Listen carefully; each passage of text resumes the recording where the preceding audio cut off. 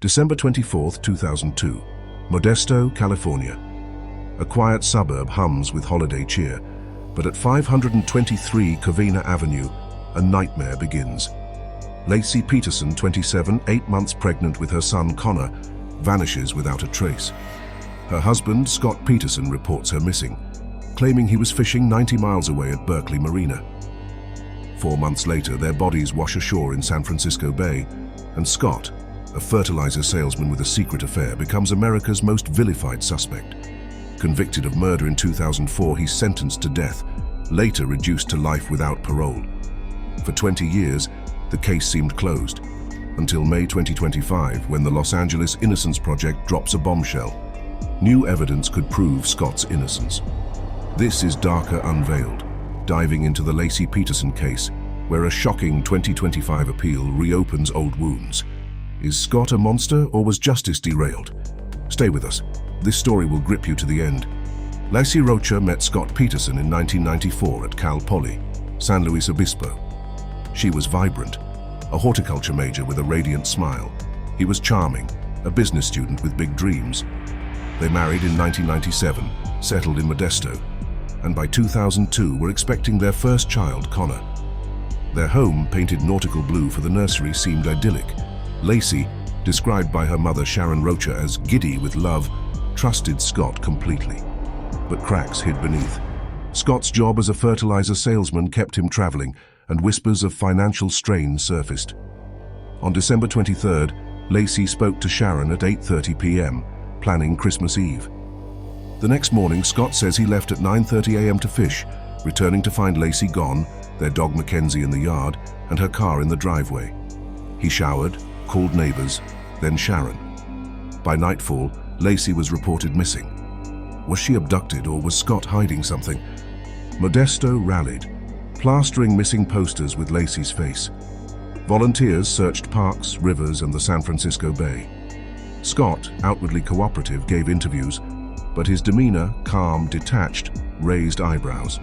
Detective John Bueller later recalled Scott's stone-cold reaction to news of Laci's body. On December 30th, a bombshell. Amber Frey, a Fresno massage therapist, contacted police, revealing a month-long affair with Scott. He told her he was a widower before Laci vanished, claiming he'd spend his first Christmas alone. Frey, horrified, recorded calls for police, capturing Scott lying about being in Paris during Laci's vigil. Public sentiment soured. Ex-posts in 2025 echo the 2002 outrage. Scott's lies sealed his fate. Why did he deceive Frey, and what else was he hiding? April 13th, 2003. A couple walking their dog finds a full-term fetus on the San Francisco Bay shoreline, a mile from Berkeley Marina. The next day, a woman's decomposed body, headless, limbless, washes up nearby. It's Laci and Connor. Scott, now dyeing his hair blonde and carrying $15,000 cash in San Diego, is arrested April 18th. Police find camping gear, 3 cell phones, and his brother's ID in his car. Prosecutors allege Scott smothered Laci, used his new fishing boat to dump her body, and crafted a cover-up.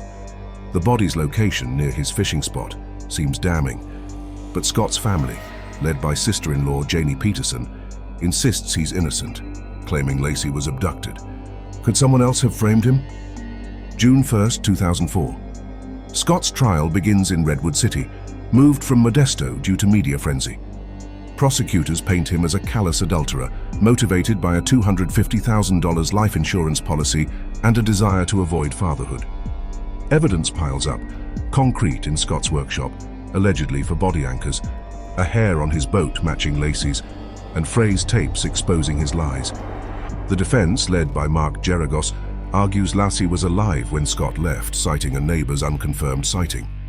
A medical expert claims Connor died after December 29th, suggesting Laci lived post-disappearance, but falters under cross-examination. After 5 months' juror misconduct, Fran Gorman's dismissal for independent research and foreman Gregory Jackson's exit rocks the trial. On November 12th, Scott is convicted of first-degree murder for Laci and second-degree for Connor. Cheers erupt outside. Was the jury swayed by evidence or emotion? March 2005. Scott is sentenced to death, sent to San Quentin. Appeals begin with attorney Cliff Gardner arguing in 2012 that media bias and evidentiary errors tainted the trial. In 2020, the California Supreme Court overturns the death sentence, citing jury selection errors favoring pro-death penalty jurors. In 2021, Scott is sentenced to life without parole. A 2022 bid for a new trial, alleging juror Rochelle Neese lied about her abuse history, fails when Judge Anne-Christine Masullo rules Neese's errors were unintentional. Laci Peterson, running a Facebook page with 8,465 followers, insists witnesses saw Laci walking after Scott left. Retired Detective Bueller counters, those were likely other pregnant women. X posts in 2025 debate, Scott's guilty, but the trial was sloppy. Was justice served or rushed? January 2024.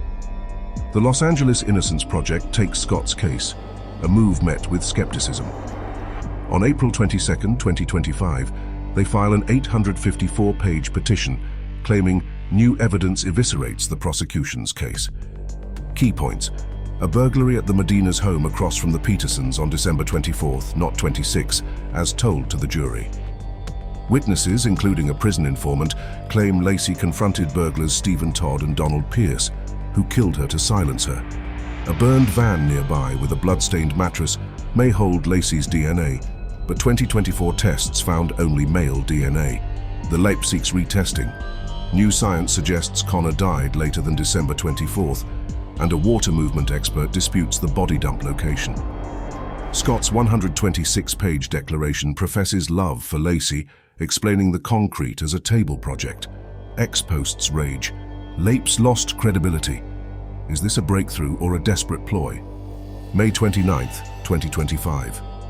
Judge Elizabeth Hill allows DNA retesting on a 15-inch duct tape from Laci's pants, found with human DNA but no profile.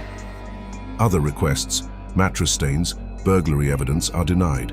Prosecutors call the petition a fishing expedition, noting prior tests in 2013 and 2019. Sharon Rocha, Laci's mother, delivers a victim impact statement. Scott murdered the woman who loved him with all her heart. The LAPD's Paula Mitchell insists police ignored exculpatory evidence, fixating on Scott after Frey's affair surfaced. A 2003 tip from prison Lieutenant Xavier Aponte alleges burglar Adam Tenbrink said Laci saw the crime. Deputy DA Anna Reichs dismisses it as jailhouse rumors. Netflix's American Murder, Laci Peterson, released May 2025, reignites public fury, with Amber Frey and Sharon Rocha's interviews.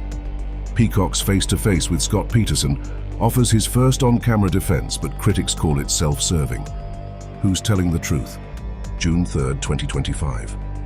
The California Court of Appeal denies the LEP's petition, sending it back to San Mateo County, where Scott's team plans new motions. Legal analyst Stephen Clark doubts a retrial unless earth-shaking evidence emerges. Sharon Rocha's words haunt. We relive Laci's murder with every appeal. X posts in 2025 split. Some call Scott a family killer, while others sees hope in new evidence. The duct tape test, due by August 2025, could be Scott's last shot. Was Laci a victim of a random crime or her husband's betrayal? Comment below. Should Scott get a new trial, or is justice done? Subscribe to this channel for more shadows revealed. Laci and Connor's memory demands truth. Will it ever surface or remain buried in the bay?